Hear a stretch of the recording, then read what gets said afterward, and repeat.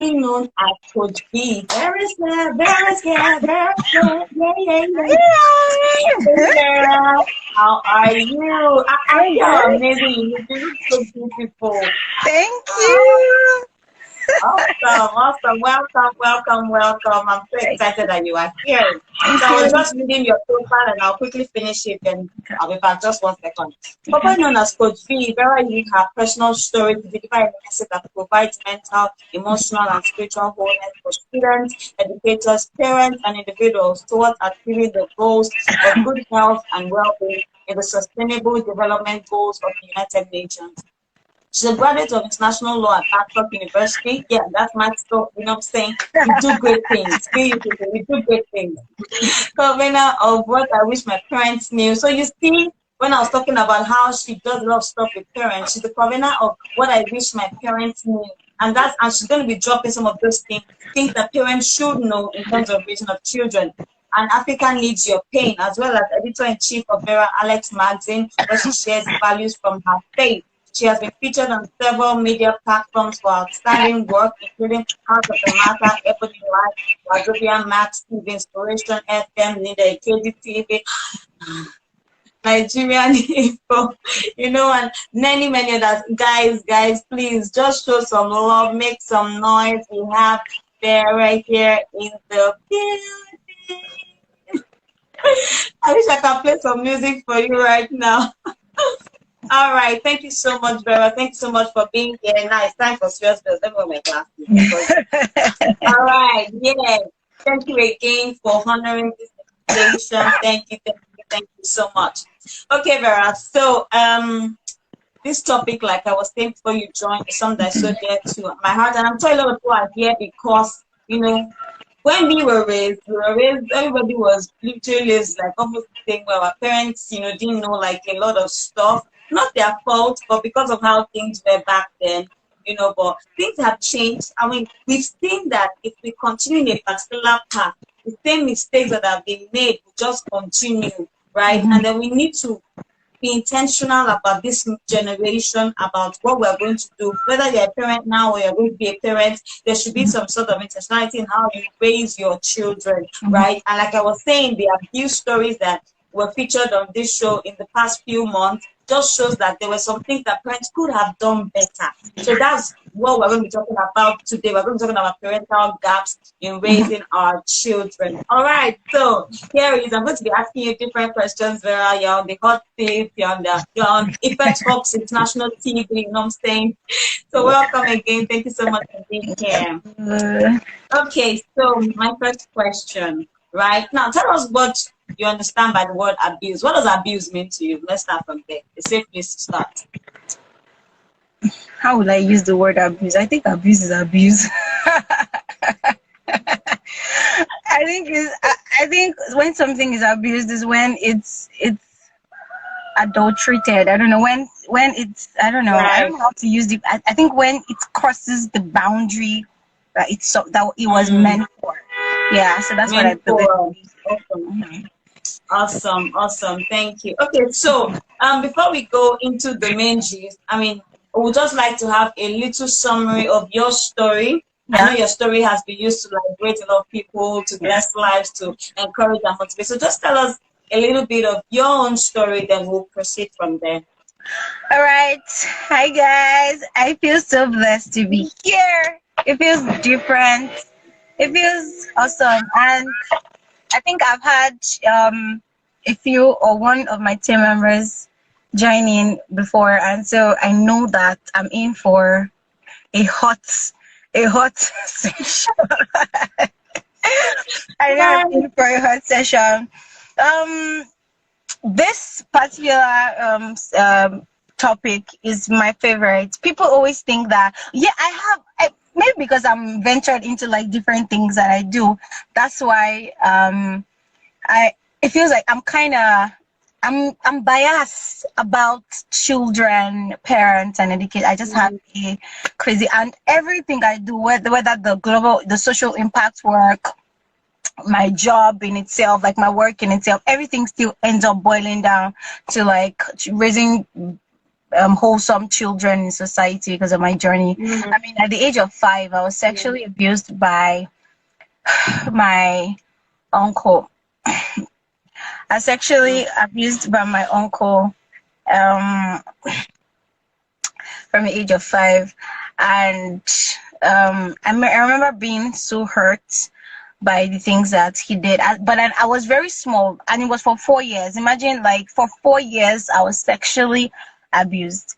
4 years from the age of 5. It continued for such a long time that, to me, let me do this properly.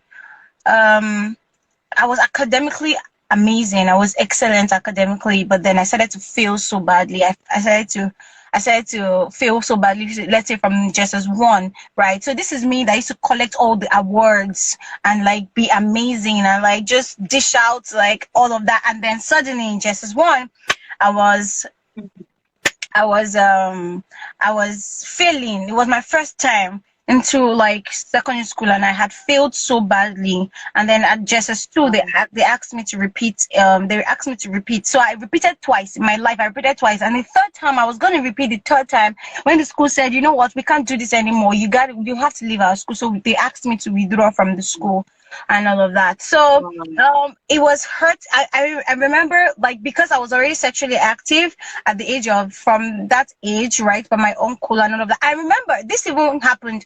My mom found out about it, and it was a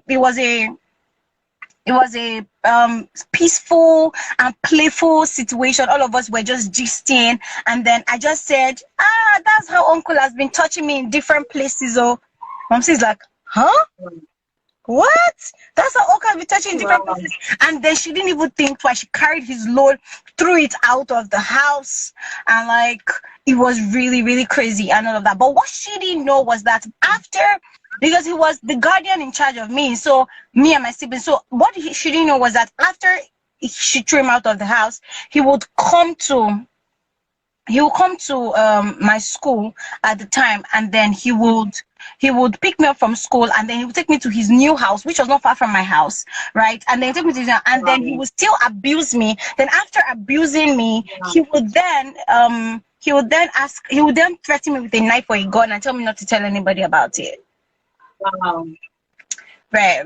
So it was so crazy, and for me, I just felt like, oh my goodness, but I couldn't tell anybody, and I was just too quiet. There was nothing to say, and all of that, and so I had failed so badly, and then I was already sexually active. So being sexually active for me, I hated men because of what my uncle did. So I went into lesbianism, but then it was just once or twice. It was twice. So I wrote it in my book. I remember, like, at the age of, I think, 10, I literally had a sexual encounter. I won't say lesbianism because I was never a lesbian, but then I remember having a sexual encounter with a girl at the age of 10. I was just as one. I was just as two. I don't remember, just as one and SS1, yeah. So I remember having two sexual encounters with two girls and all of that. I don't know where they are today, but I'm really praying that, like, I pray that lifestyle do not come. I pray that lifestyle do not. Because imagine you being the person, because you're broken, you now breaking another person. Imagine me being their own first sexual encounter. Do you understand? And now they can't stop because I stopped. I did not have anymore. So imagine they now felt like, oh my God, this is sweet, this is enjoyable, and then they now decide that, oh, you know what? Let me have a sexual encounter with another person. It was crazy. So I was very reserved, and because I failed. And I was very, very beautiful when I was smaller. Pink lips, very beautiful. When I was smaller, and I was very fair. So if I'm on low cuts like this, they'll just be staring at me. So they used to call me beauty without brains. Yeah, this can be beauty without brains. But then nobody actually paid attention to, like, what could have been wrong with this child. What went wrong? If she was at me, because that school I went into just as one, it's a very academic stuff is very, very, a lot for them is high, right? So for me to have entered, they should have known that this person is smart. Do you understand? But they never asked questions. They never, like, sat me down and all of that. So I went to this new school, and then this new school started asking me questions. And for me, questions have always been like, it has been the solution from then till today. Even my coaching is more about questions. It's a question. So like when I sit with people, it's literally question. So they asked deep questions. They made me realize that something is wrong. Like something is wrong. And then I think before I left the school, I was in SS2. I think SS3, my first or second term in SS3, I had my first 4 distinctions in school. And I remember like they said, let's put our hands together for Vera. She had, as it my first, it was a lot. It made my grades went up and all of that. Even when I got to Babcock University, people that knew me in Babcock University could not trace that I was actually academically handicapped at a point, because I was so good. Do you understand? It was never that I was not smart. It was that things actually just started to occur that just pulled back on like the intelligence and all of that. Can I ask something just before you go on? So is it safe to say that the incidents that occurred with your uncle then was what affected you, academically? Yes, it was a major thing, because my voice just became silent, because I was a playful child. I'd always been a playful, loud, crazy, amazing child that is just all over the place and stuff. So for me, it was just it was that situation whereby I couldn't talk anymore. My voice was gone. And it's even one of the things I asked my students today is like, what took your voice away? What really made you go quiet? Because people don't see, they don't see that there is an occurrence, an experience that made you literally, and it was a hurtful experience. I just made you feel like, or you start to see the extreme. Even in the school I coach right now, you start to see the extreme of the students. Either they are very, very loud or they are very, very quiet. There is a problem when those two extremes are exhibited. Do you understand? But when you find that someone is sane enough to like listen, they don't take things too personal. They're not too loud so that they want to drown your voice, because they want to feel like you can't silence me, or they're not too quiet to feel like I don't want you to disrespect me. They speak up, and they speak up respectfully. So, and I love that. One more question for you, Ron. Okay. Then, at the point where you started to do better academically, right? And the abuse stopped. Yes, the abuse had already stopped. The sexual abuse has stopped, but then I was physically abused. How did the sexual abuse stop? Oh, yeah, he moved away. All right. He moved, and then. I think something happened today. My mom was still balled up about it. She was still very upset about it. So what she did was that she reported him to the police. So they arrested him, and then after they released him later, he moved away and all of that. Yeah. So that's the birth of my story. That is also I think this. What you just shared is going to lead to another story, and that's one of the questions I even have here, but I think I'll just jump it and then just ask straight away. So now, one of the questions I thought about as I was preparing was, why is it that children are afraid to talk to their parents when certain things are happening? Something even this big, right? I just heard yours now. It literally slipped from your mouth. It's not something that you processed and said, okay, I want to talk to mom about what this uncle is doing to me. Why do you think that happens? What causes or what leads to that point where children are unable to speak up to their parents and share what it is that they're struggling with or they're going through, based on your experience and professionalism and stuff? Notice the environment that I spoke in. Okay. There was laughter. There was joy. There was peace. There was a lot. It was calm. So I felt like I can be naked here and not be ashamed. I can just speak up and like nothing will happen. So as a child, you look at the environment before you speak. And now, if the environment does not, nobody around is talking about sexual abuse. Nobody's talking about sex at all. There's not even sex education. There's no room for it. Like, you're too young to learn about it and all of that. So at that time, it's like, you know how it was at the 90s. It's not a topic. It's not something that people are talking about. Right. She understand. So Right. yeah, so it's not something that people are talking about. So you can't just like talk about. You can't just say, "Mommy," like Uncle is talking. Nah, it took that long. Mm-hmm. Even to today, whenever my mom is at any of our conferences and I talk about it, she just bursts into tears and she just starts to cry, cause it just keeps Wow. reminding her like I was too up there, that I couldn't be down here for Mm-hmm. my child to be able to say this is actually what is going on with, because they tell you to brush your teeth, Awesome. they tell you to do every other thing, but then they Yeah. your personal, like in the things that you're dealing with on the inside, Mm. they're not talking about it. Yeah.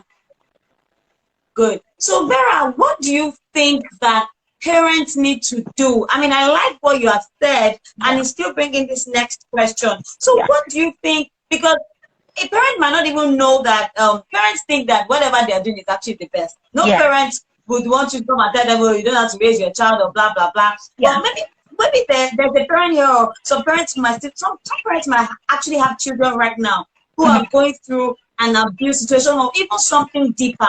What are the steps that you think parents should take so that their children can be free enough to speak to them? What are the things that parents should do to encourage an open atmosphere in the home?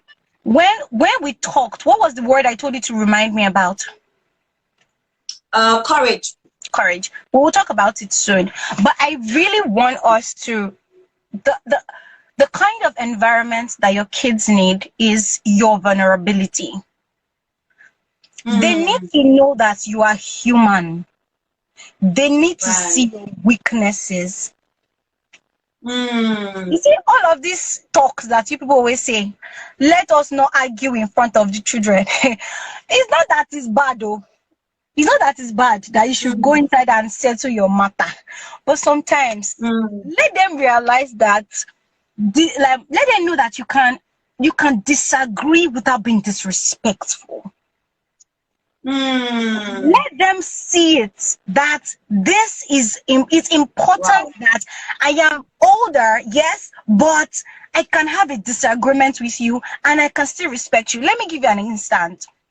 Someone Okay. sent a message to me, a student of mine, and the person was like, Coach V's class is boring. Coach V, they say I should tell you that your class is boring, my coaching Wow. sessions. So they said Coach V's class is boring. So he didn't want to tell me. So he said, "Oh, Coach V's class is boring." And then I called them and I said, "Who said it?" He now said he doesn't want to tell me because they want to protect it. They want to protect the person. I said, "Okay, no problem." Then I came to and I told the principal, "Ma'am, they said someone said the class is boring." And then she now said, "You know what? Let's do a questionnaire. Let's pass it round. And then when we pass it round, let them express how the class truly is for them so that we will know. Don't Right. tell them to write their names on it." And then I Right. said, now that is an issue. You telling them to pass it with being anonymous, not being able to share their minds with me, it's a big problem on its own. We're not going to do that. Then I go Mm, to the class and then I say to them, y'all think that my class is boring. If you think so, raise up your hand. Nobody raises up their hand. Now, when I'm in class, they love me. They love me so much. And I say, okay, raise up your hand. They raise up their hand. I mean, none of them raise up their hand. And I'm like, okay, what do you guys think about my class? And then I told her, I said, if you do not give children opportunities to express their minds without being disrespectful to adults, you're already cutting, you're incapacitating them. incapacitated. Yes. Yeah. So you're not giving them the capacity to be able to Mm, express their minds to you without right. them being powerful enough. Like, your voice matters to me. I am here for you, Mm, and if you tell me how it is doing mm, you properly in your leg, how it's really pinching you, I will know mm, what to do to step up. And then they now stood up and right. said, not that is boring. They now started to tell me their suggestion. They don't know your class is not boring. It's just that your class is the last class in the whole of the week. It's a Friday, 12 to Mm, 1 p.m. and it's the last class. And when it's the last class like this, We are tired. We want to sleep. We want to rest and all of that. And I said to them, okay, you know what? And all of them I started to talk and all of that. And I find out that the things that they were saying was not me. It was the situation and the environment in itself. And now that I know the environment that they have, I'm now going to create the environment that the kids need, so that the next time I come, they are relaxed, they are happy. From then onwards, I find out that they are now more relaxed to even share their thoughts with me. It's not now a third party that has to tell me. Right. Do you see what I'm saying? So it's you being able to be vulnerable enough with them to let them see that this whole thing. I told you when I was even doing training for the educators, I say share your failures with your students. Let them see how human you are. Let them see that you're struggling with this area in relationships. Let them see that how we do it together. In fact, one of the things I coach my parents about, the parents that are under me about, is I tell them with their students, I tell them, if you are someone that is not punctual and they know and they see it, don't let it be a norm. You want to become punctual, right? If you're a parent and you're naturally not punctual, right? You want to become a norm. What do? Tell your children, Mama is struggling with punctuality as well. You know what? You hold me accountable, I will hold you accountable. When I'm not doing it right, let me know. When you're not doing it right, let me know. I will let you know. Are we good? Yeah. Right. So I like what you said. Be open.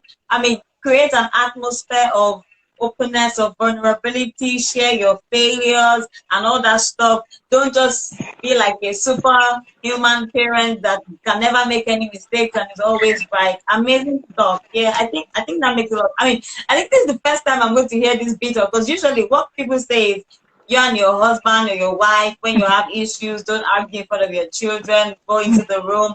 But I think that what you just said has opened a little another dimension. I think it depends on the argument. Even if it's just something light, just let's talk about it. If it's not something that we have to start screaming at, if it's just a mature argument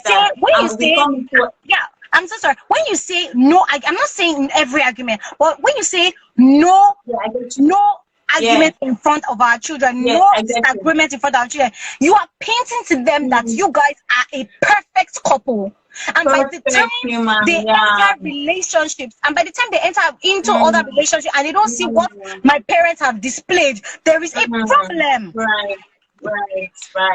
I get you totally. I get you. Amazing stuff.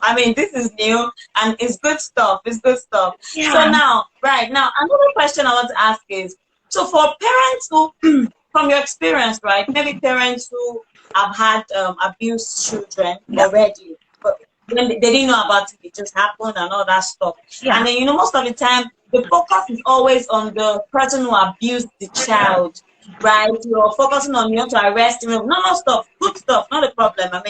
The abuser should be punished for the offense. But what about the child? What do you think are the things that should be done for that child who has gone through such a tragic process? What do you think should be done?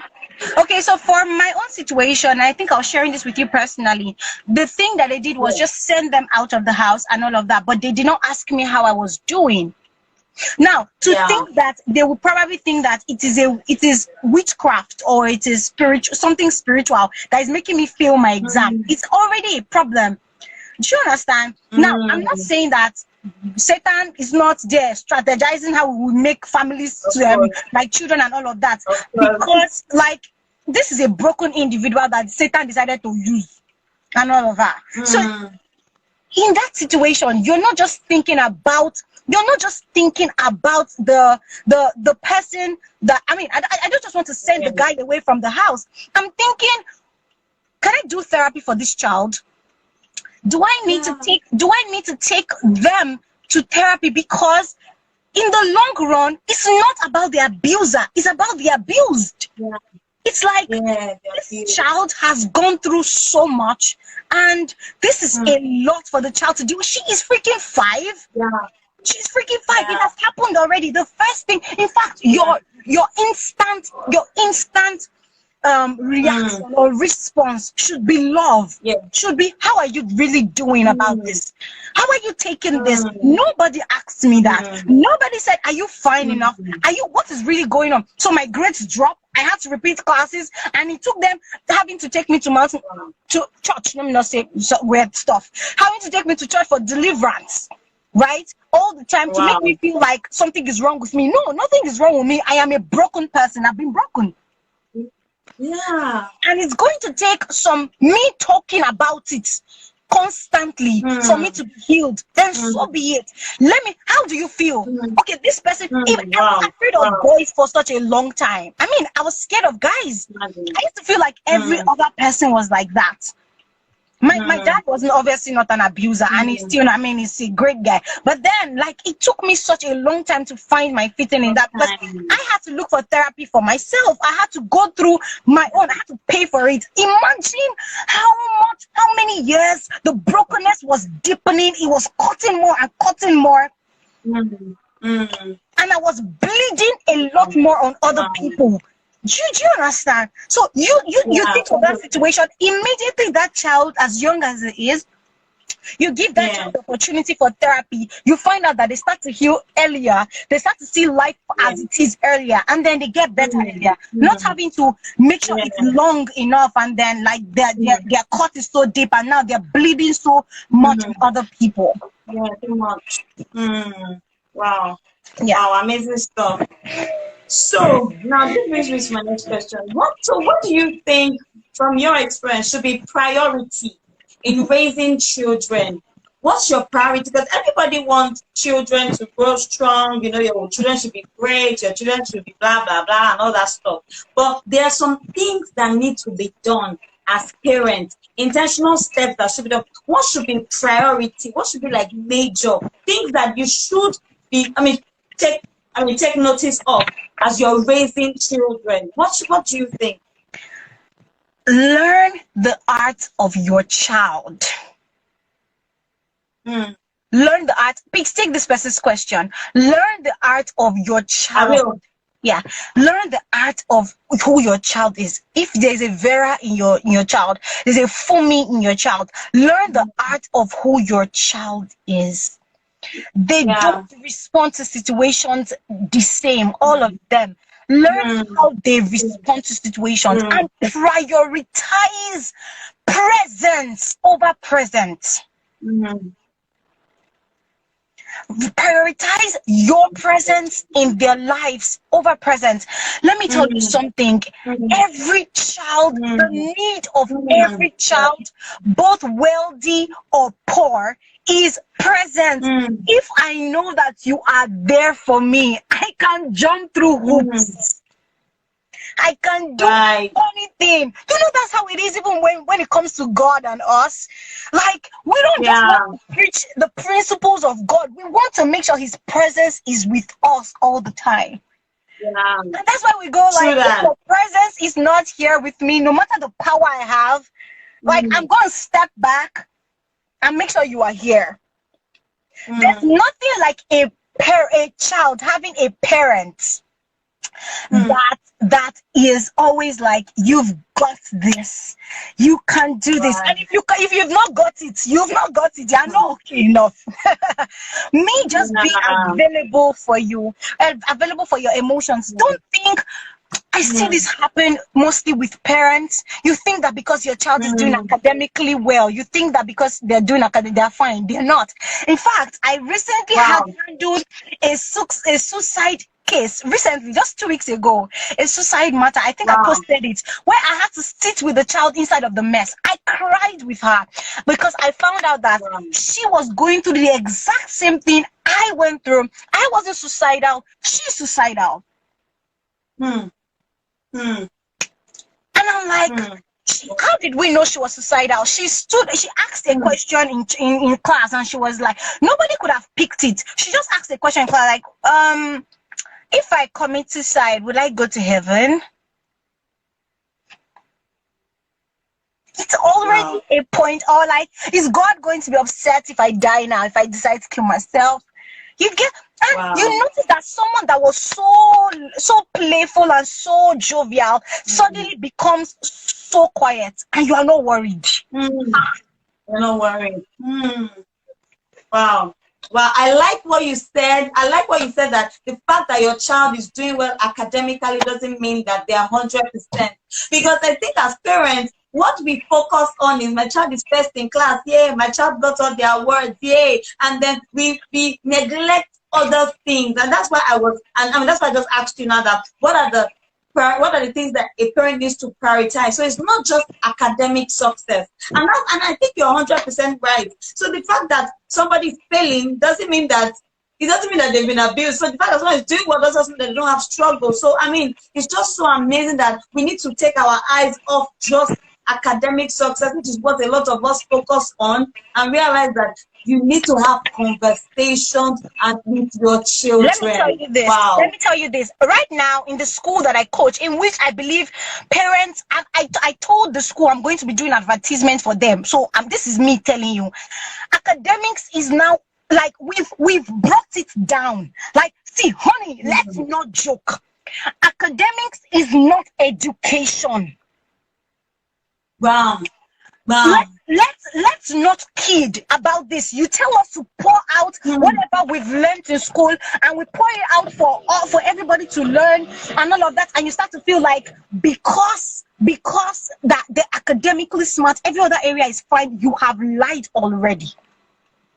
Because most times academics doesn't even mean that they are fine. It's most times, let me even tell you this, if you go and Google it now, you will find out that the children that commit suicide the most are the ones that are academically smart. Wow, very true. It's true. Now let me tell you this. They're academically smart because they feel like everybody neglects them, because they feel like they are fine because they are smart already. Yeah. And so there is an unnecessary expectation of a child carrying first in class, hoping that other areas of their life they're going to be first as well. Honey, that's not how it works. You neglect their emotions and their mental state, and you expect them to be fine in their character and their behavior. You are already wrong. Wow. Very amazing stuff. Amazing stuff. Drop spike. So I see this happen as in overtime, where it's like kids are being neglected all the time because they feel like and it's a world we live in where they feel like the educational system is not whole. It's not whole if there's no mental system put in place, healthy mental system. If there's no emotional system put in place, nothing is fine. Nothing is fine. Because the truth is that a proper wholeness, a proper whole life, no matter the grade you take in math, I want to be able to say that you are a leader. I want to be able to say that I can trust you with my child, with other people. I want to be able to say that I can trust you to go somewhere and that you will not embarrass me there because you are whole. You can handle situations. You are fine enough to do things. Do you see what I'm saying? Wow. Gosh. I mean, too many questions are coming to my head. I feel like I want to say everything at once. But let me ask you this. I want you to re-emphasize something, right? Now, I want you to re-emphasize something. Now, from your experience with parents, interaction with parents, with children, what are the gaps that you see that parents are steadily, making, or what would I say, the mistakes, the gaps that you observe that is constant amongst parents? Because I want every parent here to know these gaps and then go back. I want all of us to go back and see how we can, because some things we overlook, we don't even think is important. This one you said now, honestly, I'm hearing it for the first time. I like what you just said, and I've learned it. I didn't write it down. Academic success doesn't mean a child is old. In my mind now, I've been shouting my child is first in class, so I have the first child in the world. Wow. And this just hit it. So that means that there are other things that we parents are neglecting. Can you please just highlight some few things that you have observed or heard from your interaction with parents, and even with the children that you interact with? What are the things that you see that parents are not taking good caution of, that they need to be more cautious about? I'm going to try not to be emotional about this. I think it was you I was talking to, like the last time we had a conversation, where I said I had a session, a free session with parents, and then at the end of it, I told them to buy one of our courses. And so like they bought the course. I made money from it. But do you know that my heart was sad? Yeah. Because only one person out of all the parents that bought, like imagine being almost sold out, right? Only one of them, because I made sure that I did a follow-up. In fact, I followed up to the point where I started to become a pain in their butt. They started to feel like, is it your child or my child? Like, is my child? What's your problem? And I'll say to them, this course I gave to them was a 1 hour course, a 1 hour. My sister, I'm telling you, a 1 hour course that if they sat with it for 1 hour, let's say give or take 2 hours, they would have been done with it. They did not open it. They did not take the program. They did not. And you would ask them what's going on. They would say they're busy. What are you busy doing? You're busy trying to present life to them without really giving them the tools that they really need for this parenting thing. And then you ask me now, what exactly is the gap? The first gap is neglect. That's the first gap. So you might be taking care of your child, carrying your child from home to school, doing everything you're supposed to do, but you're not asking questions. And you're not asking the right questions. Right. You're not learning them. You're not seeing what is good or bad for them. You think what is good or bad is based on your own thoughts or your own standards of what is good or bad for them.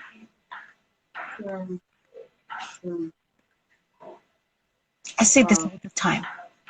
Another thing I see very clearly is we're raising weak children. Weak children. So they're not able to stand up. They're not able to stand up for themselves. They're not able to, if you come and then something is not right in a place, in a system, they're not able to say, that was wrong. You shouldn't have done that way. I respect you. I honor you. I believe you're doing amazingly well. But that did not sit right with me. Wow. So while you tell them, please do not touch me here. Please, if it is a guy uncle that wants to beat, that wants to rape them or do something outside, what exactly are they going to do? I was telling her, I told you, it was you I was telling, that I was going to teach my children taekwondo. They will learn it. They will learn how to fight, my sisters and brother, because in this world that we are going to, if I don't teach my children how to fight, they will you will fight emotionally, you will fight spiritually, you will still be able to fight physically. Do you know why? You see someone like The Rock. You see someone like The Rock. You know how big The Rock is. I heard that he's the kindest soul ever. You see, the people that have the greatest strength. If you ever watch movies like that, where all of them are maybe the person that has the greatest strength, like Superman movie, they're the most quiet, they're the most amazing, they're the kindest, because they know the power that they carry. If I beat you if I beat you here, you will not be able to stand. Do you understand? Wow. So you want to be able to inculcate courage on their inside, a heart that is fearless. And let me tell you something, the best way to do that is by you being courageous yourself. I was about to ask you that question. Yes, the best way to do it by you being courageous. Speak up in times where things are not where things go wrong. Let them know that your voice is there to bring a change. If you are not being an active change maker yourself, how on earth do you expect your children to be able to say, madam, this way you touched me, sir, this way you touched me is not okay. Please don't do that anymore. Because if I teach my children taekwondo or teach them how to fight and teach them how to do all these things that they're supposed to do, and I also teach them love, and I also teach them God, and I also teach them scripture, and I also teach them the things that they're supposed to do, you will find out that they have so much on their inside. They have so much strength on their inside, and they're still able to be calm. They're still able to they're still able to articulate their minds properly in such a way that you can't do anyhow to me. They're still respectful to elders. You will find out that they are able to bring out their opinions without being unnecessarily opinionated. That's it. Right. Amazing stuff. Because I was going to ask you that when you see children that are timid, that are shy, that are, they can't talk and all that stuff, is it because of how they were raised? Will I say because of the parents? It is everything in their environment. The environment teaches us to shut up. The environment teaches us to shut up all the time. They teach us to not speak too loud. If you speak too loud, don't shout too loud. Don't let your voice be heard. Just say it to your circle. Don't really talk as much. If you talk too loud, you're disrespectful to your government. You're disrespectful to people if you talk too loud. And we as elderly people, or we as people that are older than them, need to show to them that you're speaking loud.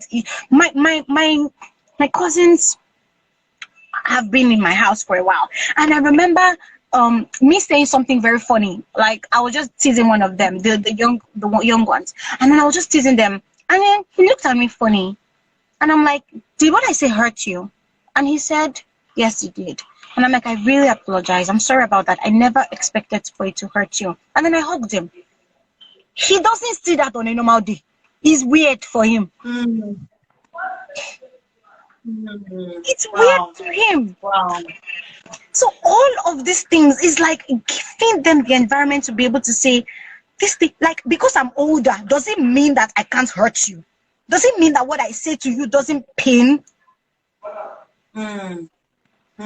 Wow, amazing stuff. So, gosh, I have so many questions. The questions are now off my head, not even the book. So now, if peradventure, right? Unfortunately, you have, because of lack of knowledge, ignorance, you've raised children, your children are unable to speak up as of right now. What are the practical steps that parents need to take now to correct what has happened? Because unfortunately, your child doesn't talk, your child is already somehow, even if something is annoying the child just goes, So what can parents do to correct this kind of mistake if peradventure they're already in that kind of situation?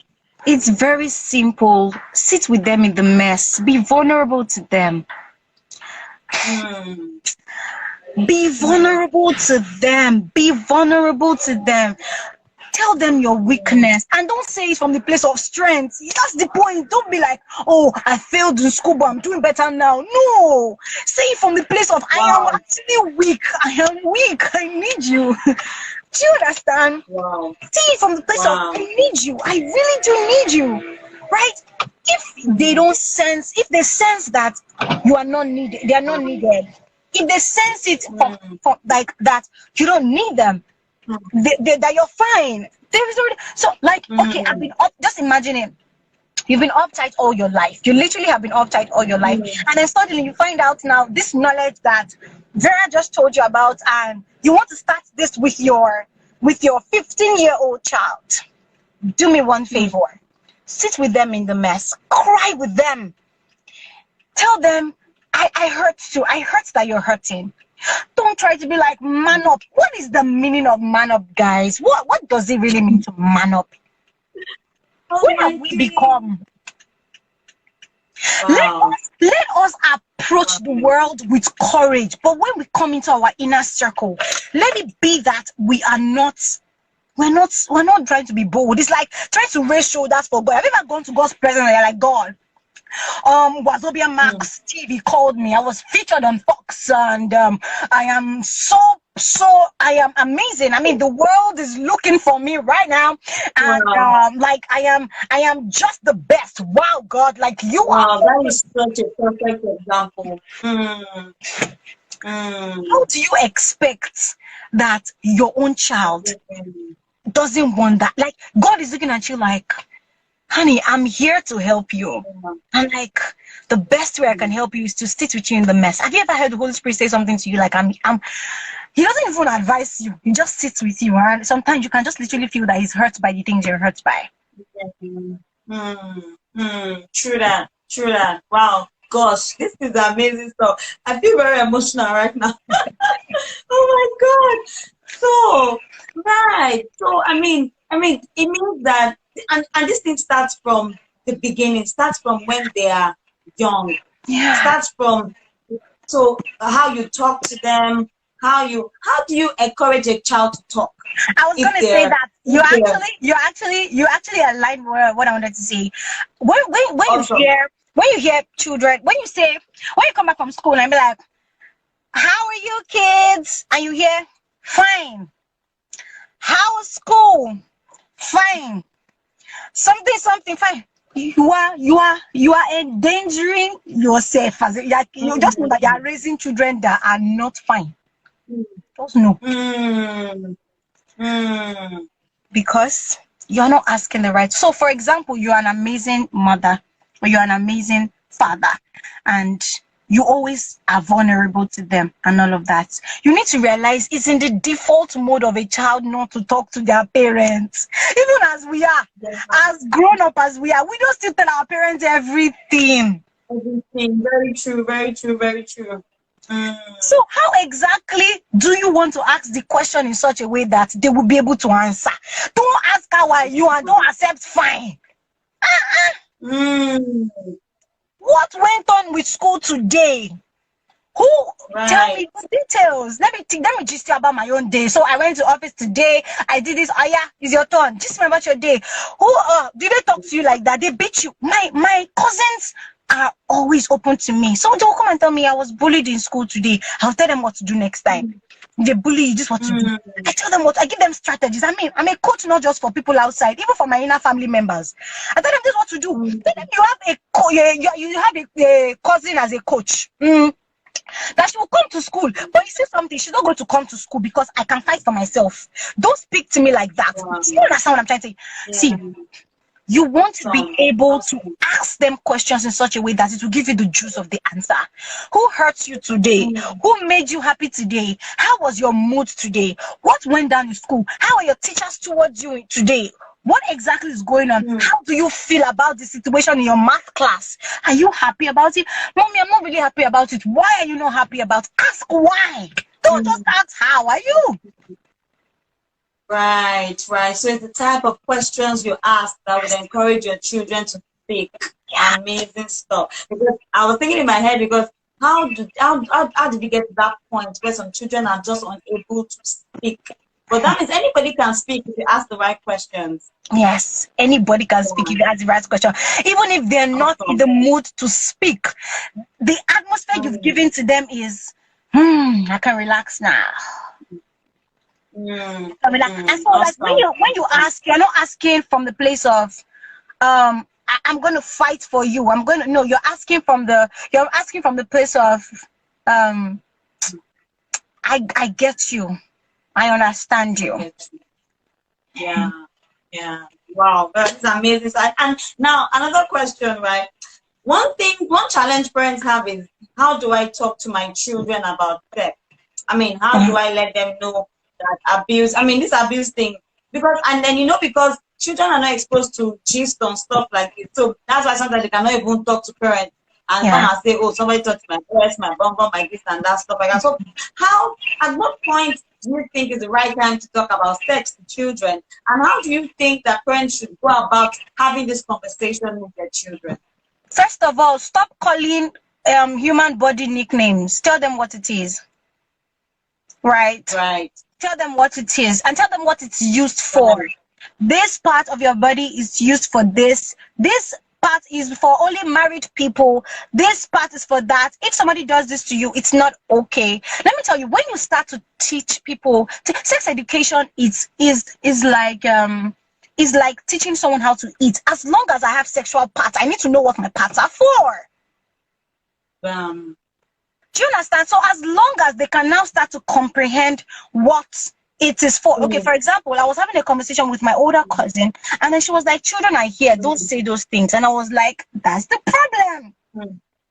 That's the problem. Do you understand? So I wasn't going to gist about the details of it, but I was going to gist about some things I heard from some girls, just so that she can hear. So it's like, You don't want to say you don't want to talk about the things you'll be talking about adult to adult, but let them know what their parts are for. If they get to the age of 5, they're already seeing, in fact, from the age of 2, they already are seeing their part. They're touching themselves already. Let them know what it's for. Do you understand? So it starts to let them know it's an education. It's an ongoing education. Let me tell you what happens when you start to do that. You are raising royalty when you start to do that. You're not raising casualties. You're not raising stupid children. You're not raising fools that are naive. You're raising royalties. You're raising people that can disagree head on with other people, without having a degree of my self-esteem. Something is being tampered with myself. No, they can tackle. Let me tell you, when you do those kinds of things, you will find out that children like that, when they enter schools, when they get to schools, when they're inside of schools, and then other people are touching other people somehow, let me tell you what they will do. They will say, that's not right. My mother said that's not okay. My father said that's not okay. Do you understand what I'm saying? You find out that they are now defending other people because you are raising royalty. You're raising people that cannot just stand for themselves. You're raising people that can stand for other people. They said that thing is not for that. If somebody else wants to, it's not just for you. It's not for other people. Like, come, let me tell you what this person is doing. Oh my God, they told the other person. Oh my God, no, my mother did not tell me that. No, my father did not tell me that. You're raising people that can speak up for not just themselves, but for other people. Amazing stuff. Amazing stuff. So, and then also for this sex education bit, is it gender specific? The mom should talk to only the girl, the father should talk to only the boy, all that kind of stuff. Please, I beg you in the name of God, this feminism thingy that we always do with children, let it stop, please. Awesome. A child is a child. It's not a girl-child thing, it's a child thing. Right. Boys are being abused as we speak. I am handling situations of boys being abused by fellow boys, by girls. It is getting too rampant. Let's stop all these things that they did for us when we were younger, where they'll be like, girls, come to this room. Let's talk about sex education. Let's talk about this. No. It's not about the girl child. It's about the child. As long as a child is still a child, he needs to know the things they need to know. So it's not gender specific at all. Good stuff. Wow. Great stuff. So I love this. I love this. Talking to them about these things is so important. And giving them the boldness. If someone touches you, let me know. You do that, right? You tell them that if someone touches you, let the person know that what they've done is wrong. And let me know. I mean, what are the specific things that you say? You tell them you tell your children, the people you're coaching. What do you tell them? I tell them that anytime someone does something that is out of the norm in secret places, they're not touching you outside. They're not touching you outside. No. Whenever they do it, anything that they call you to corner to do, and that you cannot tell your teachers about it, you cannot tell anybody. But they say, don't tell anybody. It's already a problem, my brother and sister. Right. So it's not only centered on sexual abuse. It's centered on any other thing. Like you see another person bullying somebody else, and you know that they don't want the teachers to know. You see something that is just not. Tell an older person that you trust. Right. And older people become the people that they can trust. Become people that they can trust. Good stuff. Trust. I think that's something you should talk about. Trust. Think your how can you become a parent that a child can trust? What are those things that we miss? Because and I think it comes from even basic stuff. I told mommy this and mommy told daddy, all this kind of I don't know, but I don't want to answer the question. So what are the things that parents need to do that will endear their children towards them, that I can trust my mom or my dad with this sort of conversation? Mommies. Question is a family member. Yes, we're going to talk. That is very, very important. This thing she just said is very important. Very, very important. Mommies, if they tell you something, tell daddy, but tell daddy not to talk. Tell daddy that you should be discreet. This thing is a strategic thing. Yeah. Do you want result, or do you want to be gossiping up and down? What do you really want? If you want results, daddy, don't go and say I heard. Daddy, if they tell you something, tell mommy. But mommy, shh, don't go and say I heard that you said that. No, now you have embarrassed us already. Yeah. If you say you are going to do something, keep to your word. And if you cannot, if you honestly are not able to keep to your word, apologize and make sure you make it up to them. Right. Just let them see your humanity. That's just it. Let them just see. Awesome. I make mistakes too. So let them know that you make mistakes as well. So I want to ask another question, right? Gender. I feel like raising girls, raising boys, and I want you to talk from your own professional experience and what you have seen.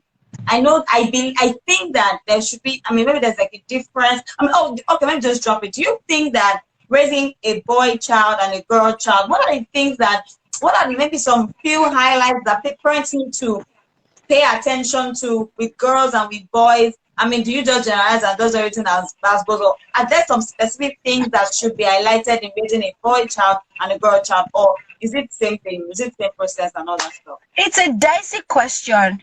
I would say, firstly, you need to read books on how boys think and how girls think. They're different, but then they're also the same. They're different in the ways they act and all of that. But when it comes to children, they're also the same. The reason is because it's basic. The reason is because it's basic for children to think a certain way. It's basic for children to play a certain way. So what you want to do is that there are general principles that you want your children to have, but then there's specific principles to boys and girls. And then there's another specific principles to your own child. Right. Do you understand? So it's like, you can gather all of the knowledge that you can gather, but make sure that you're not generalizing. And even when you generalize, make sure that the values are generalized, but make sure that the values are still specific inside of all of them. Do you understand? So for boys, you teach boys how to be courageous, but make sure you're teaching girls how to be courageous as well. For girls, you're teaching girls how to cook. Make sure you're teaching boys how to cook as well. It's a responsibility thing. Yeah. It's a responsibility thing. The more you raise responsible children, the more the world is better for it. You are raising, like, imagine a girl telling me that she knows how to change tires. It's awesome to see that I can be independent. That's awesome. I know someone that can do that too. Hey, amazing stuff. I know a girl that crazy tires. I'm like, what? Is the discernment to be able to teach how to be independent and yet dependent. Right. Amazing. And I like that. Teach guys how to cook. Teach women the other rugged stuff that we think is just for men, so that nobody can come and intimidate them in future and say you can't do anything by yourself.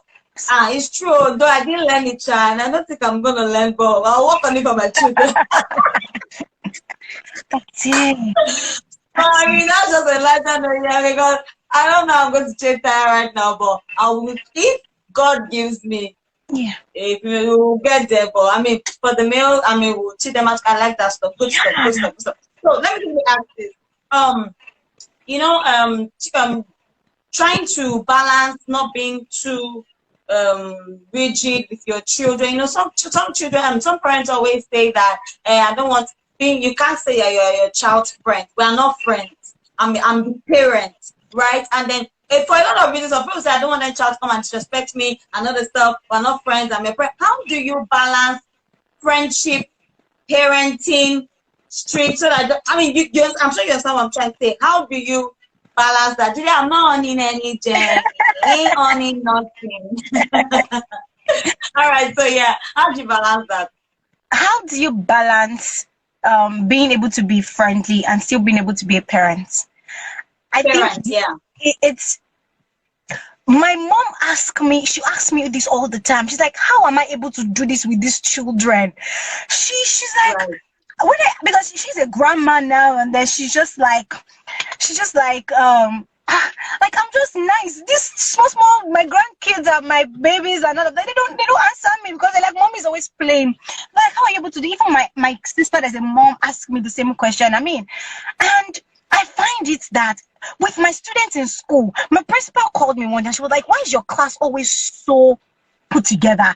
Your class, they are always so put together, no noise. They're like, anytime the children are like that in the hall, they're always making noise, no matter the teacher. Even the teacher is wicked, they're always so quiet, they're always so, playful and all of that. But here's what I want to say. How do you balance it?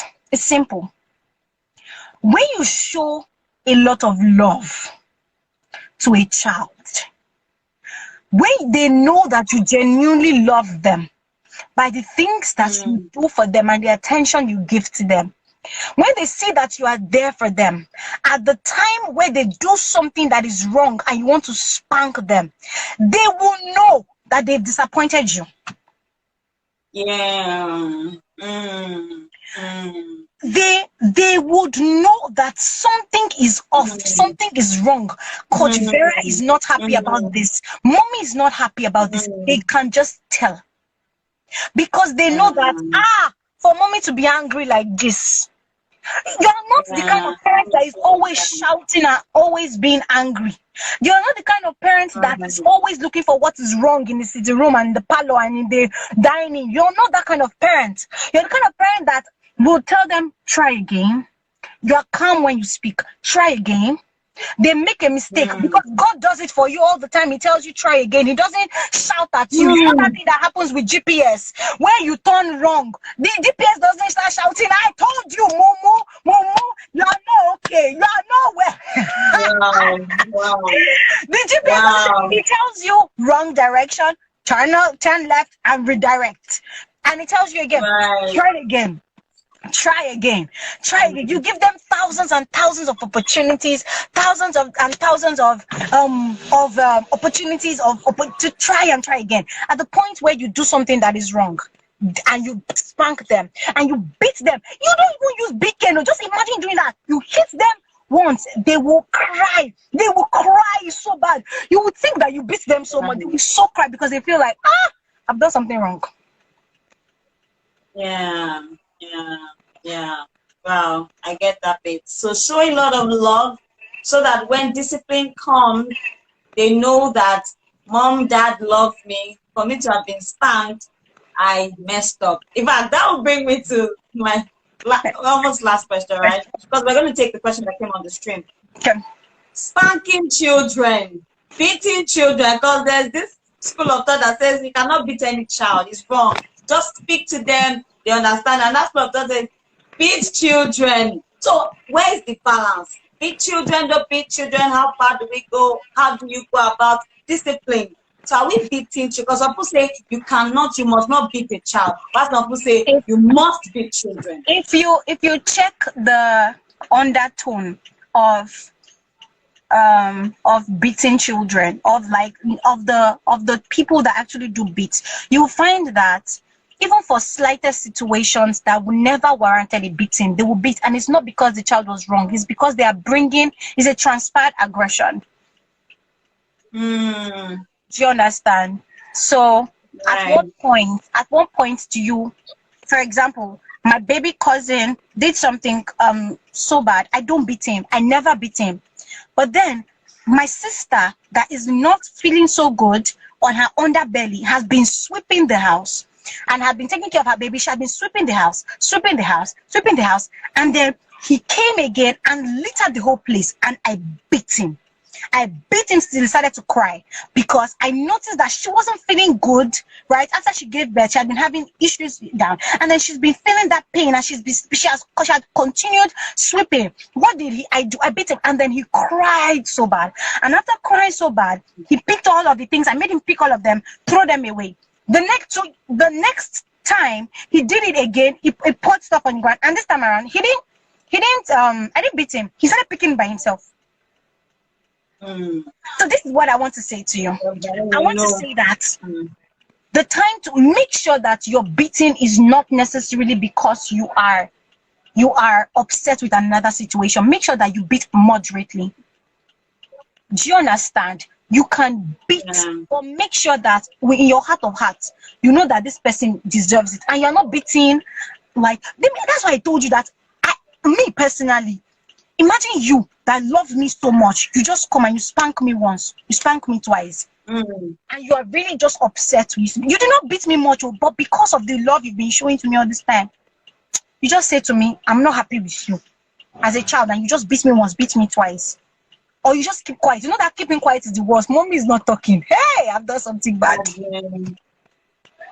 Make sure that you're not beating out of transfer of aggression, or you're not just beating because you're being wicked. Because I know people that do. I even know educators that do that.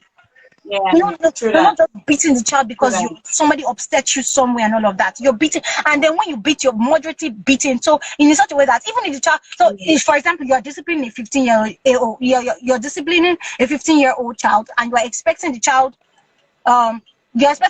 to cry and all of that. The child will not cry. You can't beat a 15-year-old and expect, like, no, that's not the child. You have a conversation. You messed up. You messed up. You are an older child. I have put so much inside of you. You're disappointed yourself. I tell them in my class. I tell them anytime Coach Vera is and you are talking with another student as Coach Vera is on the stage and she's talking, I tell them, I say, you're not disrespecting Coach Vera, you're disrespecting yourself. What you're doing is you put it in the atmosphere, and you're telling the atmosphere that when me too, I'm talking to the crowd, though, they have the chance, they have the opportunity to talk to themselves and not to listen to me. So I tell them all the time, at the point where you come late to my class, you're disrespecting yourself. At the point where you do the things you do and you're talking in class, or you're laughing in class, or you're beating someone in class while Coach V is teaching or talking or coaching or doing all of this, you are giving the atmosphere permission to say, do it back to me. I don't mind. Amazing stuff. Amazing. Wow. Vera. I like what Olori Adeto said. The speed to beat is the reflection of beat. I thought some people, they just go.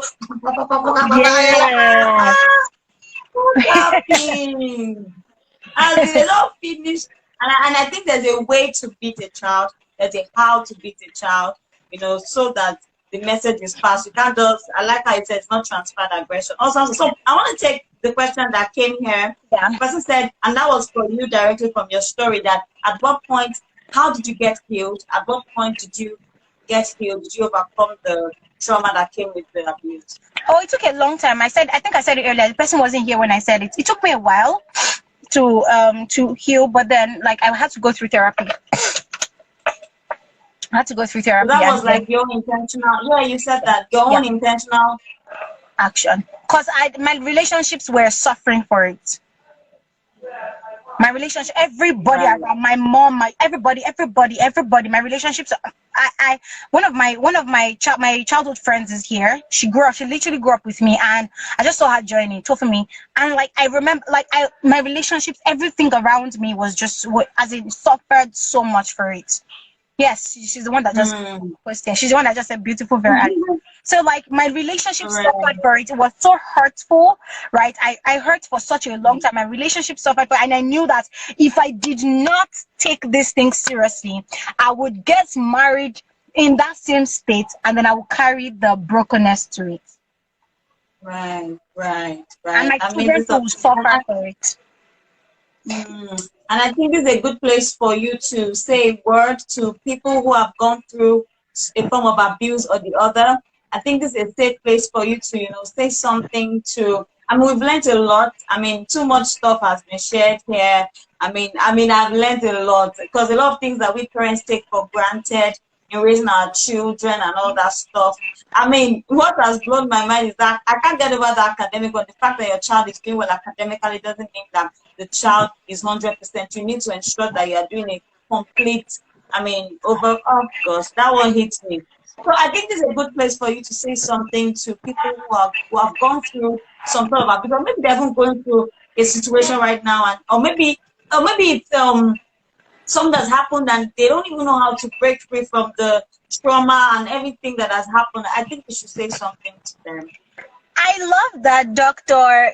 Dr. Oluwa Yemi says she's diving into my page. Dive into my page, girl. Go. So she's an educationist, right? She has serious passion for children and all that stuff. She does amazing stuff with children. So yeah, I'm sure she will definitely love your session. Okay, Okay, so quickly say that. let me quickly tell you this. If you actually love the session and you really want to like just lean into like the things that I have to say, more of that, just send me your email address. Send me a DM, send me your email address, and you will join like my membership. It's free. You join my membership community. We can let's help these people together. Like, especially if you're a change maker, you're doing something for kids, or you're a parent and you're just saying that I want to do better with this my parenting and all of that. And I think I said it before that parenting is never about the parents. It's more about the child. Like, if I can get a hold of my own childhood as a person, you find out that I'm doing better as a person, if I can get a hold of my own childhood and just say to myself that I went through some things as a child, what would I not want my own child to go through? Not in one state, not in one state, like, oh, I want to be financially, no, not in one state. Generally, look at it from all the other sides. Spiritually, physically, all sides. Just make sure that you're not just saying, oh, I was raised broke and I don't want my children to be broke. No, that's not it. I was raised being neglected. I don't want a neglected child. I don't want a child that was neglected. So think about it like the gap, right? And then if you actually went through abuse, like I did, this is it's always very emotional for me because I went through so much. And I now see that children of this time are going through this exact same, or more. They're even going through worse because now there's social media. There's everybody trying to be a voice inside of your child's voice and all of that. What you want to do as a person, if you've gone through abuse, is firstly, I want to know that I feel you. I was abused for 4 years straight up. Then after the 4 years, I now went through physical abuse, emotional abuse, and all of those things. So what you want to do as a person is go through therapy. Please go through therapy. Please go through therapy. My company offers that for a very, very low amount of money. Go through therapy. Go through therapy, please.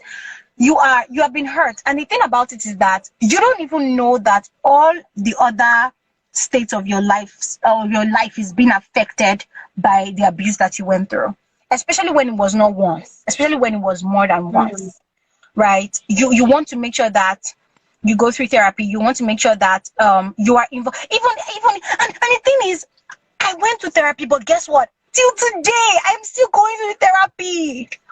It has not stopped. I didn't do it once and then I left. No, it has not stopped. I have a therapist. I still have a coach as a therapist. I still listen in for what she has to say. I still pay for her sessions. I have a guy coach as well. I still pay for his stuff where I'm like, I'm going mad. Like, this is not working well. Okay, maybe my glasses are dirty. Do I need to clean it? Like my brain glasses my perspective is not coming out where I need to clean it up. Help me.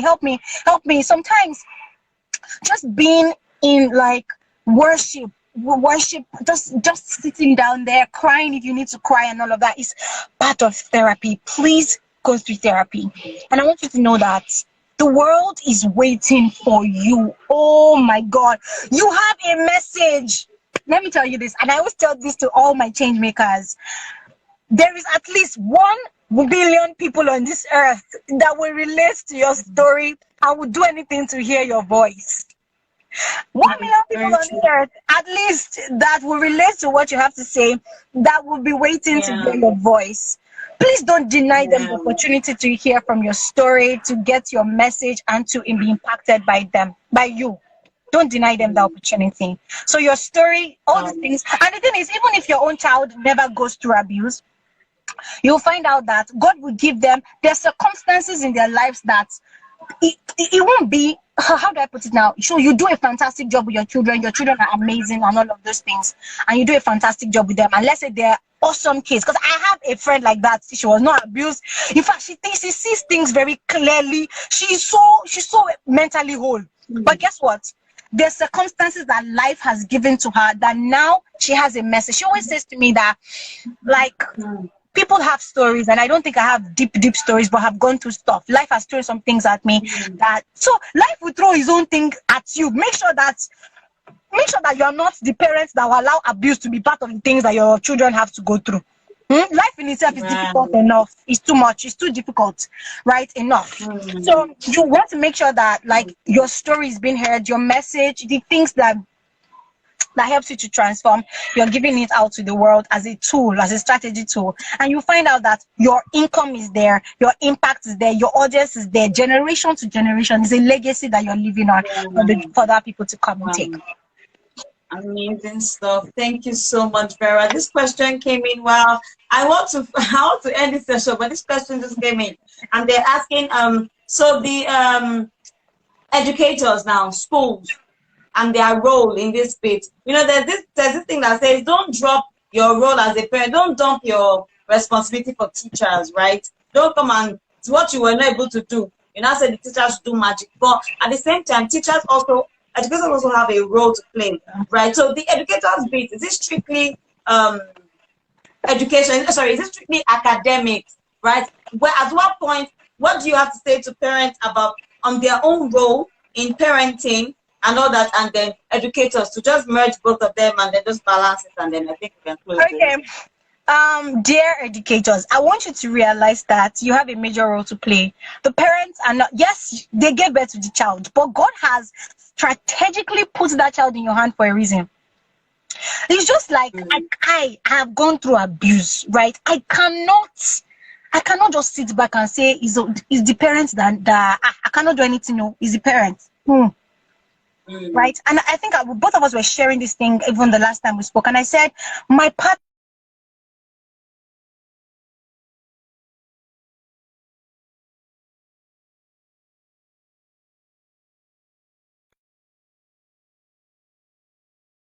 Can see. Please let me know if you can see me. Are we back?